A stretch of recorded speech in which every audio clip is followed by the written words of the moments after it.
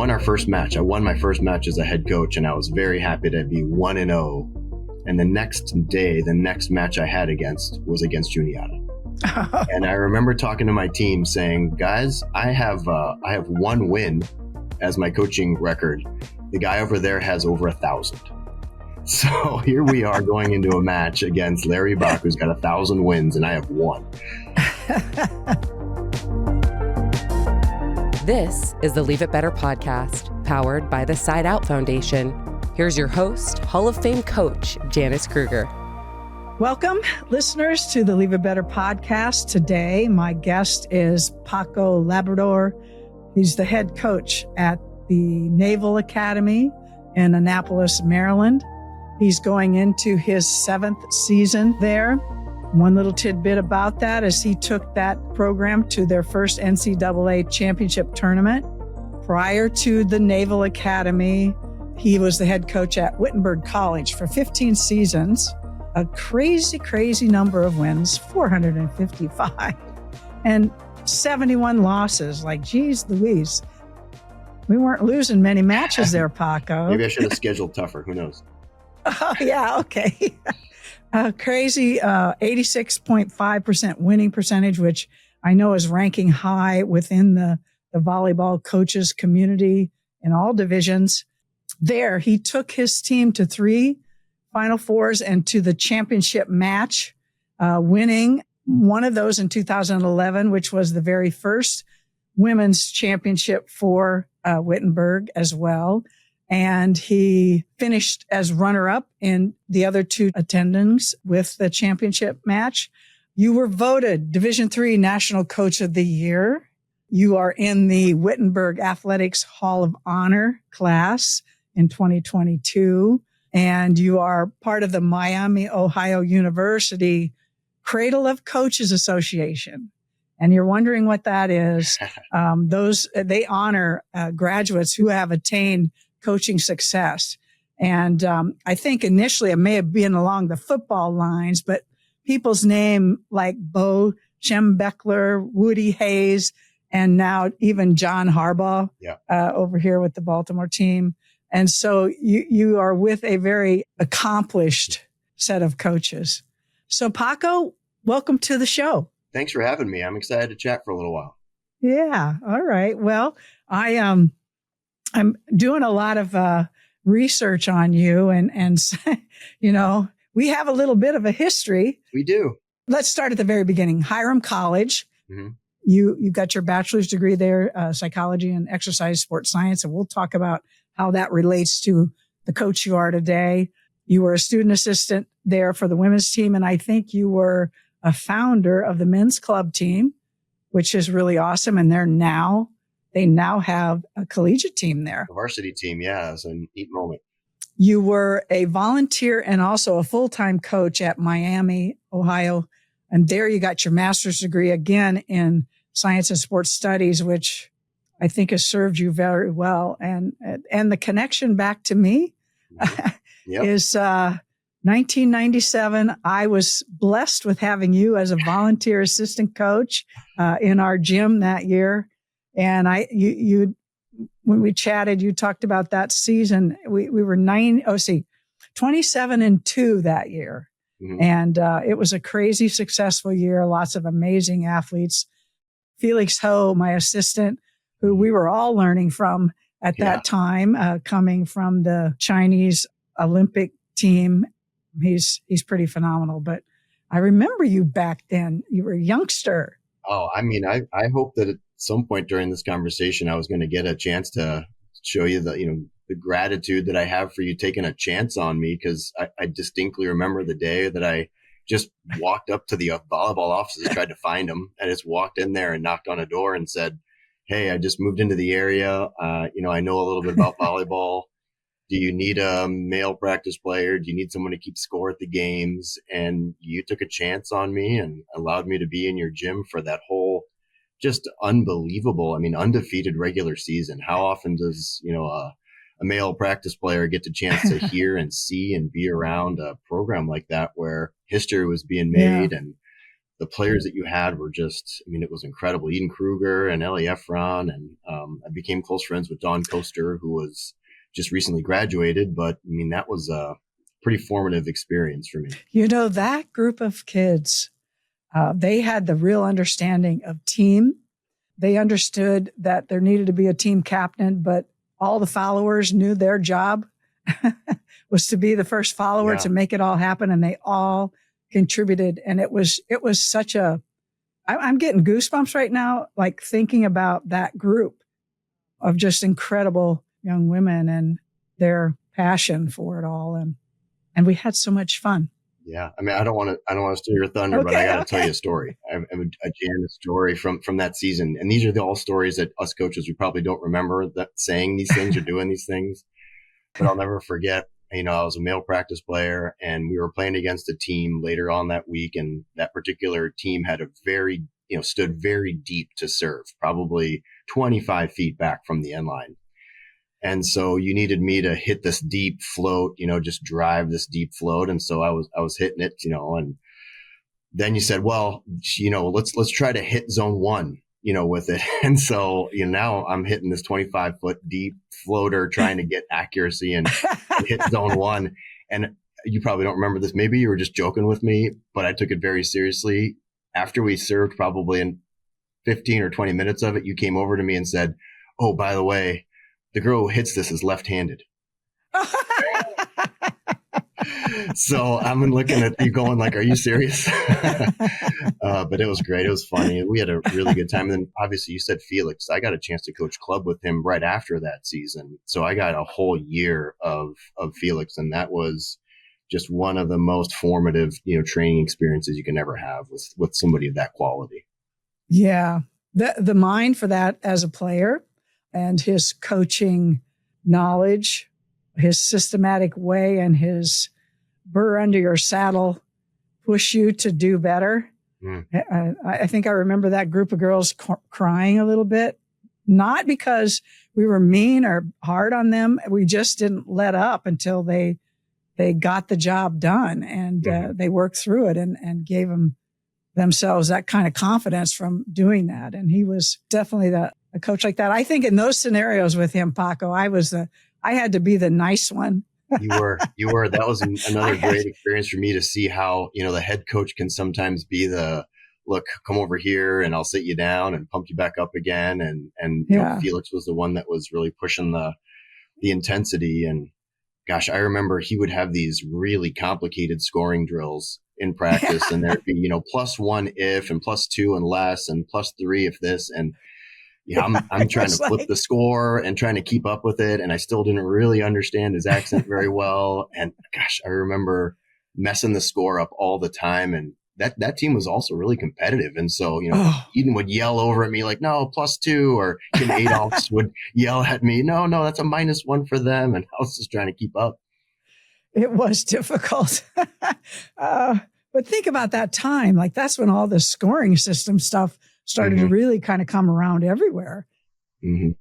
We did simplify those later to make it a little bit easier because the hardest part was those keeping score. Right. Yep. Yeah. Well, that's so fun to think back of that.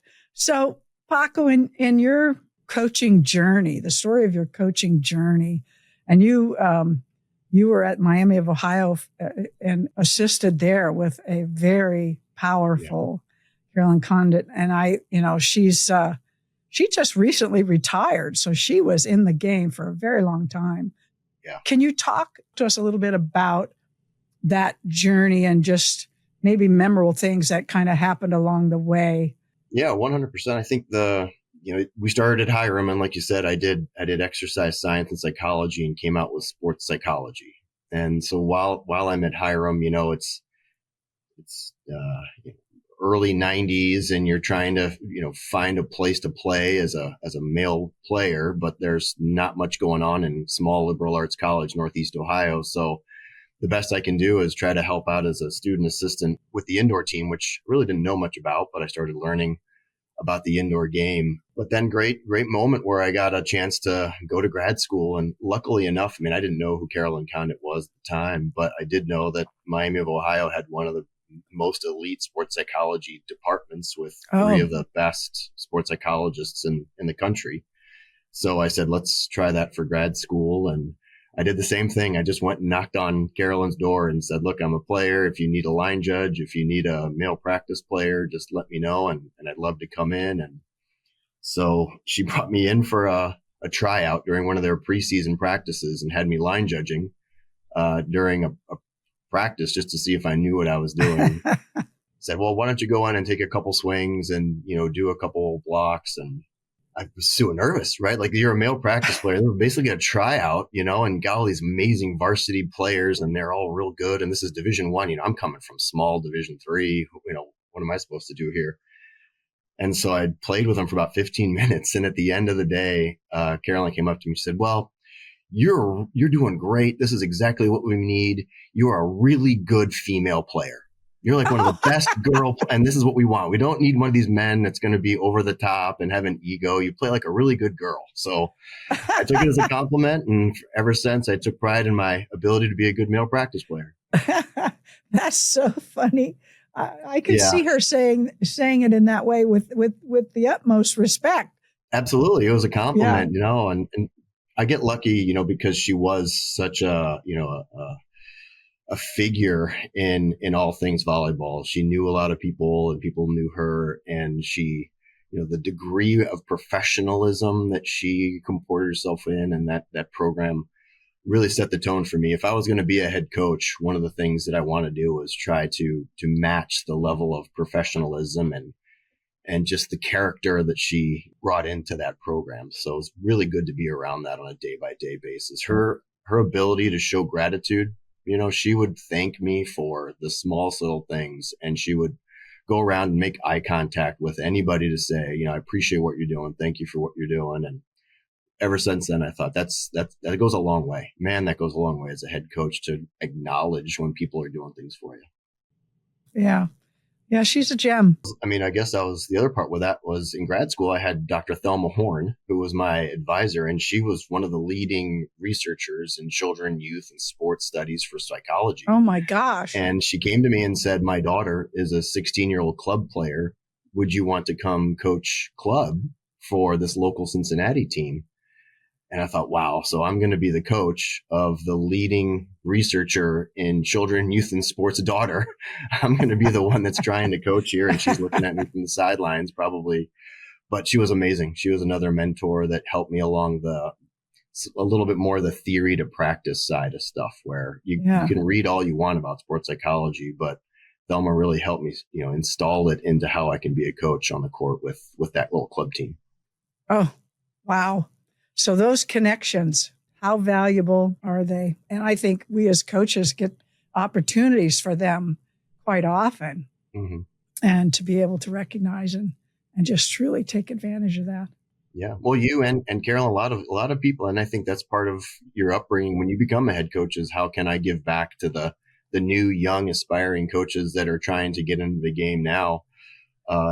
People gave me opportunities. People gave me a shot. And when I can give them back, I'm going to try whenever possible. Yeah.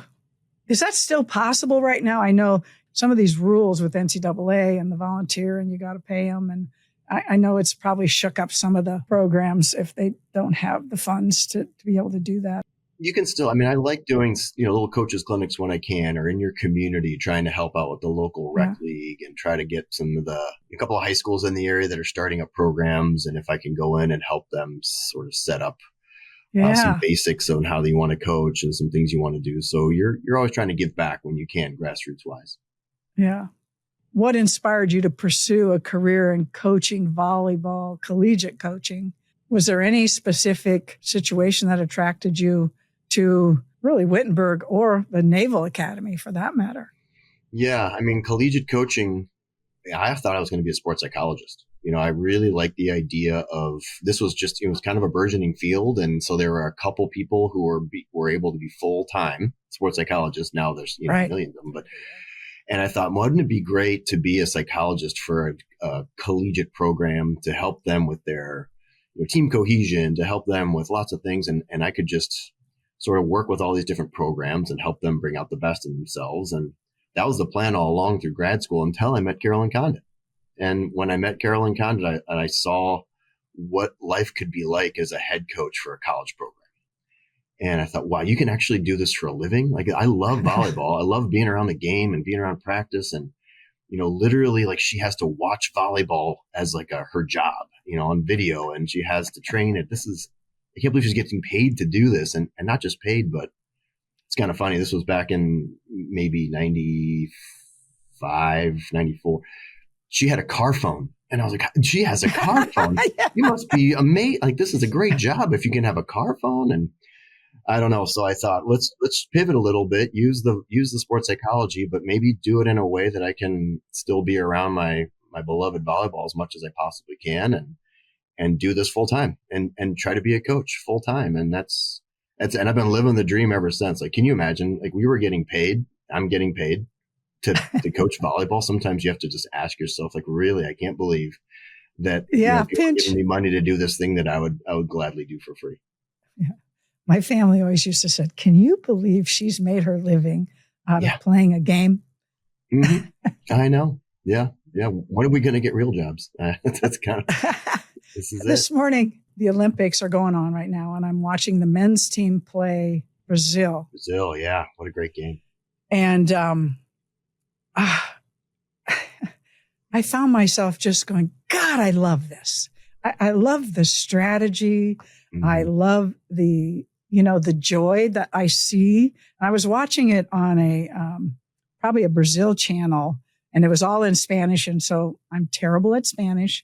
And so I didn't know what the heck they were saying, but they showed their pictures that they highlighted were these faces, players' faces on both teams. And just the amount of joy, I was just like, God, I think this is the best game ever.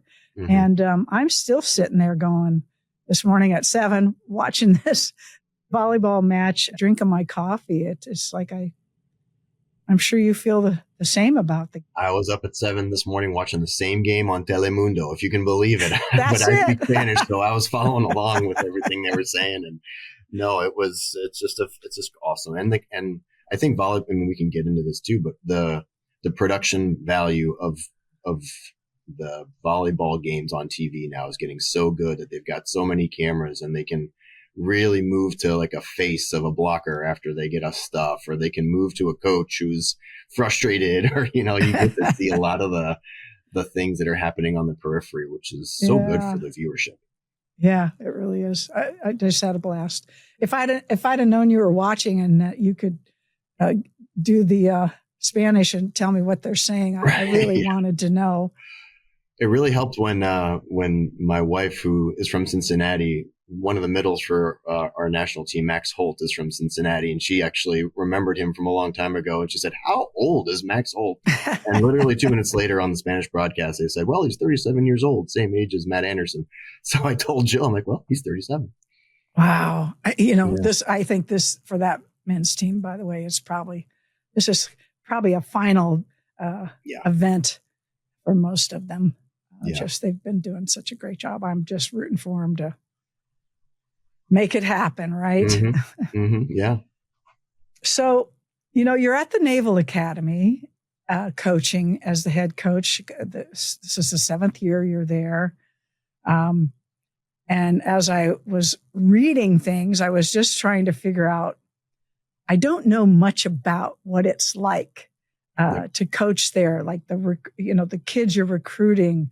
I looked at your roster and I was like, 24 kids. Oh my God, that's 2 courts of 6-on-6 and teaching and training and just, the kind of the different aspects of about volleyball at the Naval Academy. If you could share some of those things. So if our folks out there have some interest or just even to learn a little bit about it, you're the expert here. I would like to know. You're not alone. I spend a lot of time demystifying what it is to be at a service academy, because I'm sure people have a lot of preconceived notions about what life would be like if you're at a military academy. Are you running around all day, like doing push-ups all morning long and running all night and running around with a rifle on your shoulder? And so honestly, I got this job because good friend and ex, Division III legend Larry Bach was the head coach here.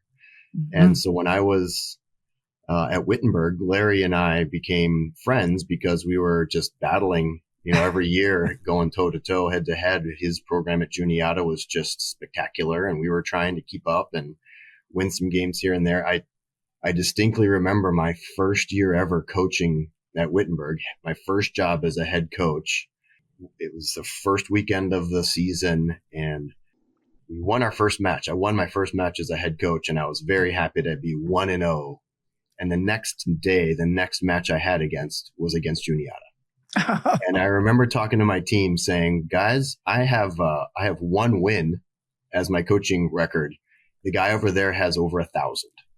So here we are going into a match against Larry Bach, who's got 1,000 wins, and I have one. But he was a great mentor and a good friend. And when he got to the Naval Academy, he really set this place, got it on track. And when he decided to retire, he said, listen, the Naval Academy is like the best D3 program you can coach at, because a lot of the ethos behind how you're going to coach and the reason why these mids are here is the same as Division III. There's a kind of a wholeness of purpose, a bigger reason why you're here. But at the same time, you've got Division I athletes, Division I staffing, Division I budget, Division I everything. So it's like the best possible Division III job. And essentially, that's what it is. I mean, when you're here at the Naval Academy, you're coming here for a bigger reason than volleyball. Volleyball is an important factor, but it's certainly not going to be what you do for a living when you graduate.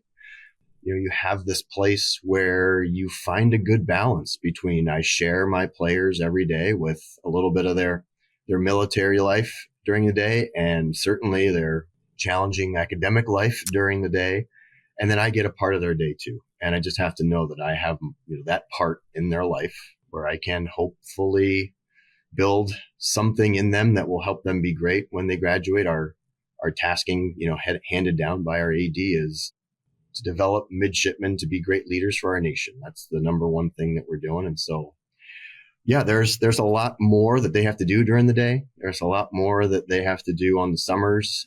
And so I have to be really good about my time with them. And when I get them, it has to be really productive. It has to be efficient to some extent. Mm-hmm. But I also really like the fact that they're more than just volleyball players. Mm-hmm. And I get to see, and they get to tell me, well, this summer I did a tour through Poland, and I got to learn about some of the international relations that we did with Poland. Or during the regular year, there's a flight simulator that I'm doing work in. And it's just, there's so many things that they do that makes me, it's a fun group to coach because there's a lot going on in their lives, and be a part of it is great. Yeah. For me, it would have been a lot of new things that you don't you don't run into. That first year, I can't tell you. I mean, I was at Wittenberg for 15 years, so I did not know a lot of the Division I. I mean, I was at Miami for a while, but 15 years, the rules changed so much. So I was still trying to get caught up on the Division I recruiting rules, which have constantly been changing. I still don't know, how to actually keep up with the Division I recruiting rules. But then I also don't have any military background, so I had to learn all of the sort of military things here too. So the one thing I could do was coach practice. That was about the one thing I felt good at. But after that, it was certainly a learning curve. And we all say get outside your comfort zone and have a growth mindset. Well, that was what I had to do for sure. Your person, I think, Larry Bach really got it right. Perfect person for this job. I was reading about the, fourth class, third class, second class, first class, and the kinds of things on top of everything else they're doing in a day, that then they have these other responsibilities and jobs, I guess, at building those around them and leading and learning all this really valuable stuff that they're going to need later in their career within the military. So when you go to practice, that efficiency they are accustomed to, I think. Yep. You better have a plan. So you were probably a really great option.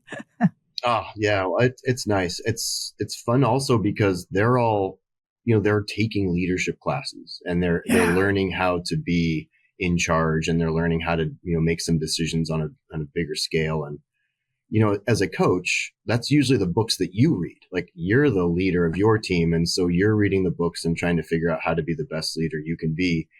But here you are thinking like, well, I'm reading all these books so I can be good leaders for them. They're reading the same books in their class, and they know all the stuff that you think you know. And so you're coming in trying to lead all these future leaders. And so you really have to be kind of on, because if I'm doing something, they'll go right into like, well, isn't that something that we talked about in our class today? How are we doing with that? And so I have approached coaching totally differently, because they're going to go be essentially coaches of their companies and of their people when they get out of here. So if I can help you learn volleyball, but also help you learn how to be a good, overseer of a lot of people and get the most out of them. And so that part we don't keep that behind the curtain here. I just kind of share everything about coaching with them too. I read that you guys have, the Naval Academy has the honor concept, which is different than some of the other branches in the way that it's something that they can actually police a little bit of what's going on. Mm-hmm. I would think that's quite a benefit for you as a team coach to have that, because in your normal realm, that's something you got to work on and teach. I thought, what a great piece of being involved in the Naval Academy. Oh, it's huge. That's one of many reasons why. I mean, you can talk about it's so challenging because my players have 22 credit hours, or my players have, they got to march, on certain times, and they're, all of these things that could be these obstacles, to competing at a Division I level with other Division I teams. But then I have things like the honor concept, or I have things, you talked about a 24-player roster, right? And so how in the world do you have a 24-player roster? Well, you have a 24-player roster because you are at a service academy where the thing they're learning is how to be servant leaders, how to be selfless servants. This is the whole point of being here. And so you don't even come here if you're not already wired to say, I'm happy to fill the role that I need to fill for the good of the team. And so with that pre-wiring, with the fact that everybody is getting that lesson every single day, from the moment they arrive here, they are told your table of priorities is shipmate, self. And so they learn that as an ethos. And so when I'm got a 24-player roster, I don't have somebody that's saying like, what about me? What do I get? Mm-hmm. Right? They're thinking about, what does the ship need? What do my shipmates need? And then I'll get around to, what I could use. It is a joy to coach people that are kind of already wired for service, to be servant leaders. Again, goosebumps at the potential when you have that. It's just enormous. Mm-hmm. When you just need to focus on the game itself. You don't have to do that. So, Paco, you've had such a successful career, and I'm always curious to find out, what is your favorite aspect of coaching, team or player at the collegiate level? What do you just really find the most joy in? And it can be more than one. I know it kind of probably goes down this list because it's all pretty great stuff, right? A lot of things. I think the biggest one is somebody once, I can't remember, it might have been Seth Godin, but like solving interesting problems.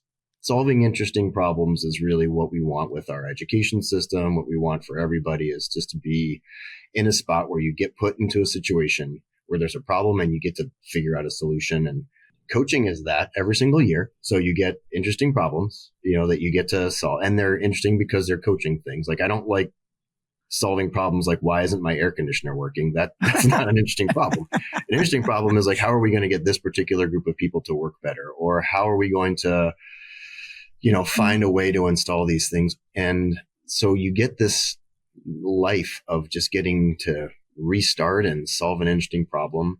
And it certainly does promote you constantly learning and constantly getting better and reading something or talking to somebody or remembering an AVCA session from 1997 where somebody ran a rover defense and you thought, oh, that might work actually now. And so you end up getting these opportunities to just keep growing and trying to solve the next interesting problem and being out in front of it. So you can't beat that as a job. I think that's one of my favorite parts of it for sure. Big picture wise, for sure. Yeah. Yeah. I also spent a lot of time when I was at Miami that my job was the prep and the film study. So back in the day, VHS tapes, and the multiple level VHS recorder that could create and splice videos together for you and all that. Like I spent hours in that film room. And during that time, watching opponent film, I really started getting into the ability to find patterns and predictable patterns in what other teams are doing. And that served me very well at Division III. And I still really enjoy, and I think I'm maybe kind of wired a bit more for, I really like just being able to tell my team in a timeout, here's what's going to happen. Mm-hmm. And Mm-hmm. I'm 95% sure this is what's going to happen. So if we can do X, Y, Z, we'll win. We'll do this and we'll do this and we'll win. And those moments that you go out of the timeout and it actually exactly happens and the look on your players' faces is like, what? How did he know that? Right? Like, does he have a crystal ball? And so those moments happen here and there, but that's really the juice sometimes too, is like, as a coach, you never know if you're really contributing to wins or losses. You have the sense, like, I think we're doing the right things, but occasionally there's moments where you just get the call right, you make the right call, and the team is successful for it. And you just feel good about it. Yeah. Wow. Those were challenging days doing VHS. The VHS, tape. Remember those? I mean, how's life now? I mean, you can just record it and go, and you get the outside hitter 10 times in a row. I know. It's just, yeah. Although I do feel like maybe some of the younger coaches are losing the hours and hours, I don't know if the 10,000 hour rule works here, but so many hours of seeing, all of the different ways that Central Michigan ran their offense. That's a good point. Now, if you just want to get one answer, you just go straight to one answer and say, here's what they do in rotation one. Whereas back in our day, we were watching film and trying to just watch every single rotation one over the course of 2 hours. So I would have to say, if I'm going to coach against you right now, I'm going to go, Paco knows every tendency in every scenario situation. So what you do 100% of the time, we need an option where you can do something different at that moment. Right. Because if not those guys are on target. You're going to face something pretty challenging. Oh, how fun. Yeah.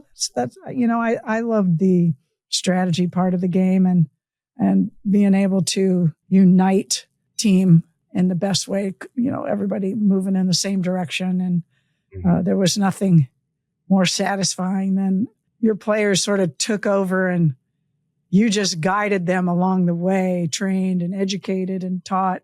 And they were the ones just putting their foot on the pedal to go. Yeah. That was just fun. Well, that 97 team, I got to harken back to that. I thought that was one of the things of why they were so good, was that you were very good at saying, right, we have this amazing right side. We have a real good middle, a setter that's unbelievable, but we're going to have to figure out, which left is going to play and who we're playing against. And some of those decisions I remember every weekend going like, I don't know how we're going to win this one.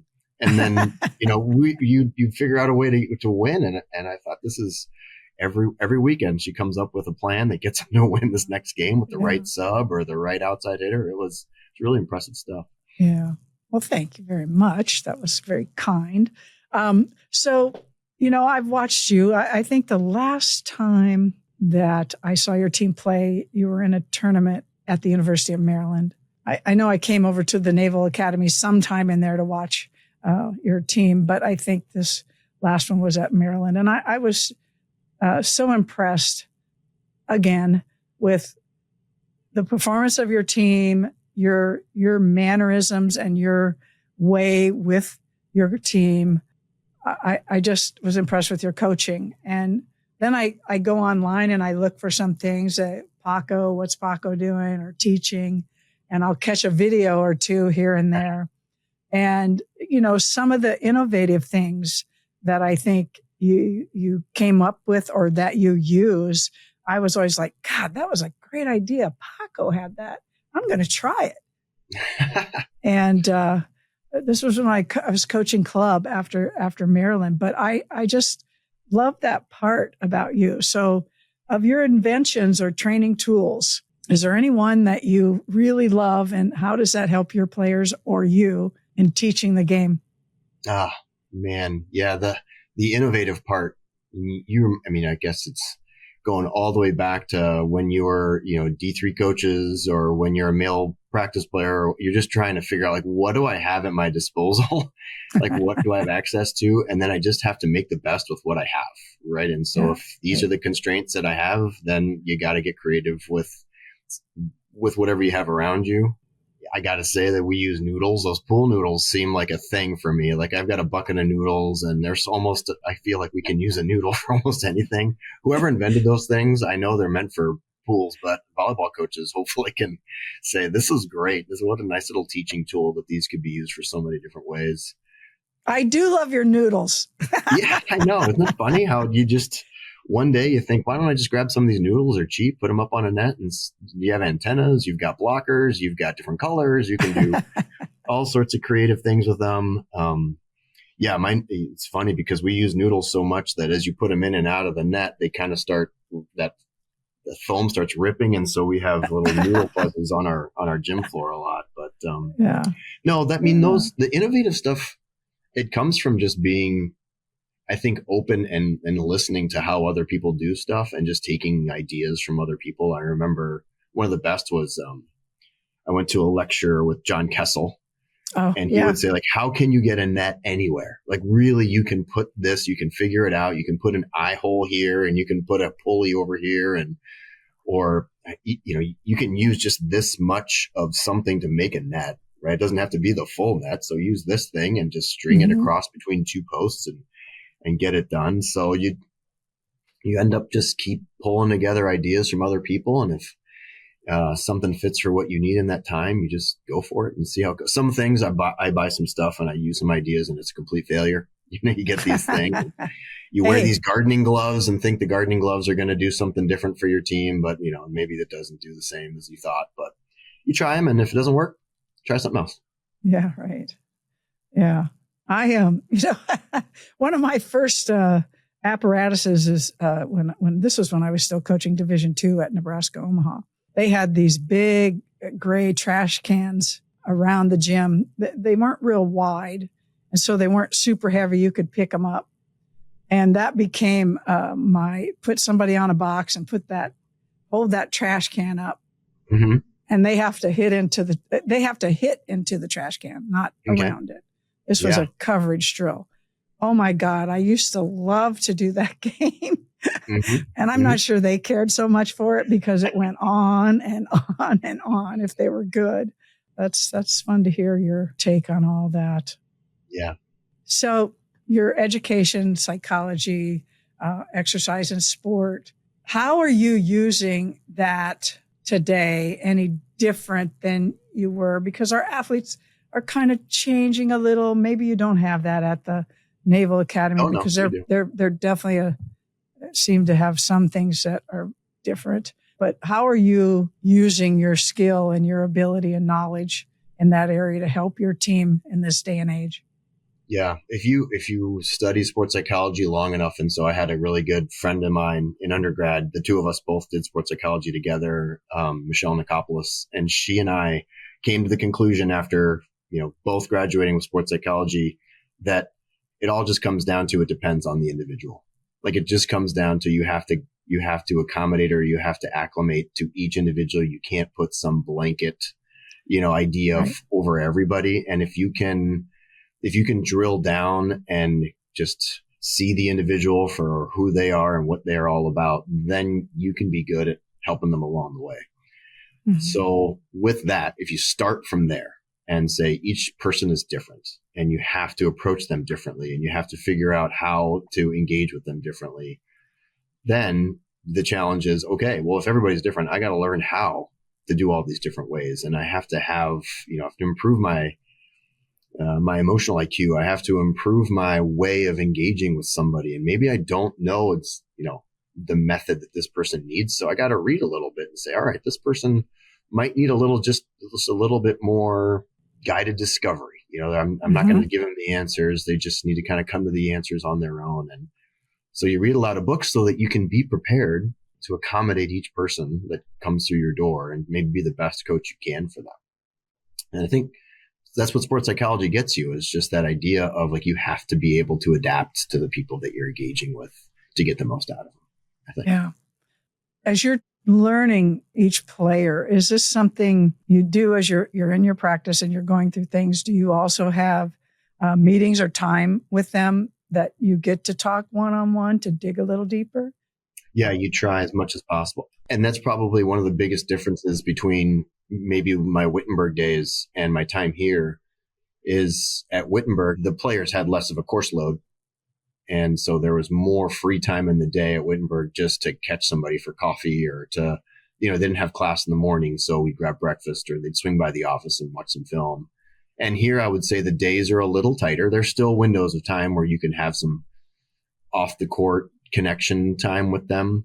But again, it's another one of those, like we definitely have to be on top of the time we get with them. It's tighter, but we can go and catch up for a little while, take a walk if we can, or, a lot of it is just seeing who they are and what their life is like when they're just going around campus. I go to their classes with them. So I've gone to, an electrical engineering class, and so I just need to understand like what their life is about a little bit.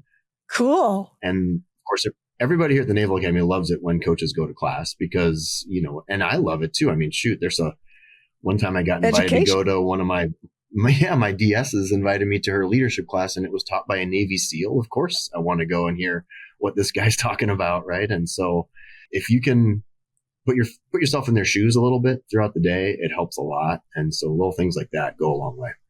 Oh my God, that's beautiful. I love that. You get to do that and you do it. Mm-hmm. Yeah, oh gosh, wow. There's so many resources here. It's an amazing when you think about it. People are paying top dollar to go spend time with the Marines, to take their team to a Marine camp and learn from the Marines. And I've got like Marines on my team, they're going to be Marines. So it's kind of funny. In your career, do you have any favorite saying or quote that you find particularly motivating or meaningful in your coaching journey? Is there anything that you look at? I bet it changed, year to year, maybe even decade to decade. When you're early in your career, there's probably some that are a little bit different than others. I think I've gotten around to, now that I've been coaching as long as I have, and a lot of the players that I coached, I mean, it's crazy. Players that I coached at Miami have daughters that I'm recruiting to the Naval Academy now. You're kidding. How fun. Isn't that great? So you have where your players have now grown up to be adults. And now what are they doing, and how are they doing, and what's their life all about? And so, the D3 football legend, the Alonzo Stag Bowl, Alonzo said, somebody asked him, is this the best team you've ever coached? And his answer was, I don't know. I'll tell you in 20 years. Good answer. They might be good, football, fine. They might be good, but if they're really going to be good, I'm trying to get them to be good humans, be good parents, be good, for me, moms and community members and wives. And so I think that's where I've got to keep myself grounded in what I'm doing here is less about arm swing training and how fast I can strike a float serve, and more about who will you become, and how can what we do in this gym maybe have some helping capacity for you in your career, in your life, in your community, in your family, and all those things. Mm-hmm. So as long as I keep that in mind, I feel like I can coach from a grounded perspective. Wow, that's good.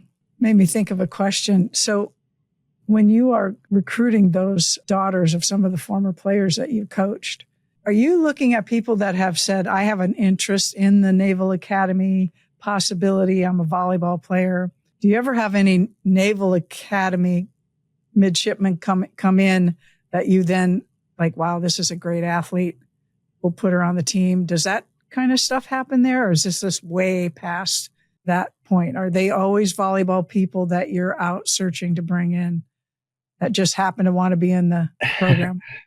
Yeah, I mean, I think the percentages are when people email us, right? There's a lot of people who are emailing us that are saying, I'm interested in the Naval Academy. So they clearly know there's a service component. It's a high academic. It's a STEM school. But but what percentage of those that are emailing us are Division I quality, really recruitable athletes? That's maybe the hard part, is to find like a top notch kid who really wants the service academy. Yeah. There's not many of those. And of course, Air Force and Army and us are battling over them, that same little pocket of kids. So what I find that I'm doing more of is there are students, there are females who are really interested in a high academic school, or really interested in STEM or engineering or math or cyber. And they just don't realize that the Naval Academy has a really good program academically. And so I can start there and say, have you even considered this? Because this is actually one of the top in the country. But then it goes back to what we said at the beginning, is sometimes there's players that have no idea that the Naval Academy even exists. I mean, if I were to go into central Indiana and say, hey, why don't you come to the Navy? They'd say, what, they have volleyball on ships? How do you even do that on a ship? And I have to tell them, oh, there's a campus in Annapolis, and it's actually like a college, and it's great. But there's a lot of having someone come to the realization that, oh, wow, maybe this actually is a really good fit for me. I wouldn't have even considered it. But now that I'm giving it a look and seeing, wow, people like me are here, people that think some of the same things I think, or that are approaching service the same way I'm thinking of service, or don't mind the idea of the 5-year commitment afterwards, and say, I don't mind having a job, guaranteed job when I graduate, and guaranteed salary, and a lot of the experiences that I'm going to get living in Hawaii or Japan or San Diego. And so it's more, honestly, it's a lot of teaching people who'd never even thought of the Naval Academy to consider us, and just at least look at us through, this lens of you could be good here. Yeah. I know you opened my eyes as I'm researching you. I've definitely opened my eyes to that. People don't know enough. And this is a pretty cool thing. You mentioned the job you have for 5 years, whatever that you have to give back. And then the salary that you're getting at that point in time is also pretty darn good. It's really good. Yeah. Yeah. It makes me think I could have made some better decisions when I was a kid. I know. If we could do it all over again, right? Yeah. Now we're kind of getting into the leave it better the ball kind of question I had here. In volleyball, we have this saying, each player in one of the 3 contacts on a side, it's our job to better the ball. You're expected to better the ball. How do you apply a similar philosophy in your coaching or personal life to ensure that you leave it better? I think when you're a coach, you have a scary amount of influence that you don't even know. I mean, we talked earlier in the thing about how you had me do a deep serving drill, right? That you probably don't remember, or Felix probably doesn't remember me keeping score.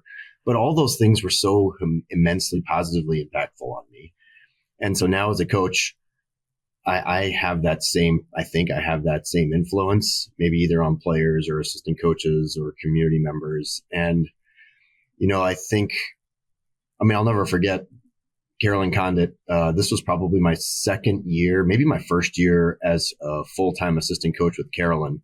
We were in the meat of our MAC season, and we had this massive game against Northern Illinois. I'll never forget it. And it was the 4th set, and we're halfway through the 4th set, and it looks like we're going to lose, and it looks like we're going to go to a 5th set. And we're getting crushed by this one outside on Northern Illinois' team. And I thought, okay, I think I have a plan for how we can stop her. We just got to make sure we get our alignment right in the 5th set. And so the game's over, we lose, and it's time to put in that 5th set lineup. And I go to Coach Condon and I said, Coach, I have this idea. We can do this alignment. We can do these things where we put 2 of these. And I just kind of like spout out this idea. And she looks at me and goes like, slow down. Say it to me again one more time. And so I slow down and tell her one more time. And she's like, I think I'm getting it, but I don't necessarily for sure get it. And she just hands me the clipboard with the lineup. I mean, I'm a first year, a second assistant coach. This is Illinois, it's Northern Illinois. It's the 5th set. There's 90 seconds left before we got to play. And she literally hands me her clipboard and her pen and says, you put the lineup in. Like, I know you have an idea. So I put this lineup in and I go over and I tell the team my idea of how we're going to do these things. And now I've explained it like a 3rd time, and I think it's slower and people understand what I'm trying to say.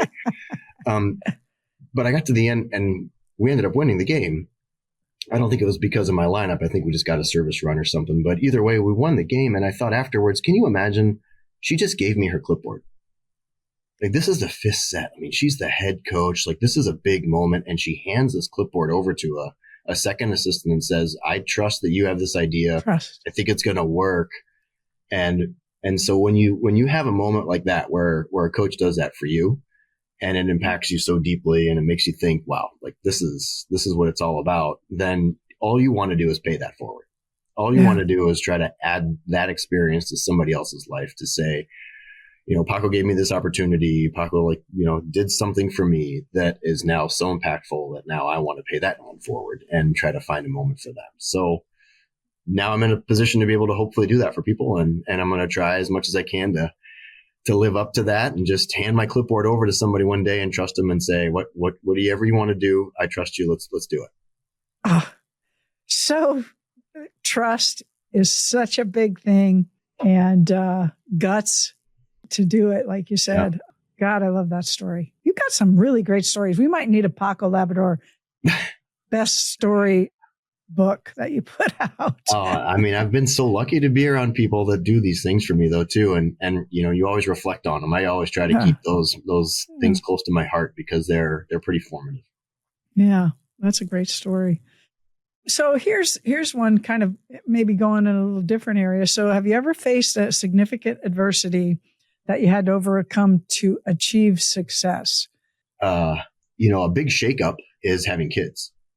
So, once you start having kids, there's a big shakeup in like what your priorities are and who you are as a person. Now you're a dad, not just a coach and not just a husband. And so being a good father, trying to maintain my family's coming first and being a good father and being a good husband first, while not trying to let down, like I've committed to be your head coach to these players.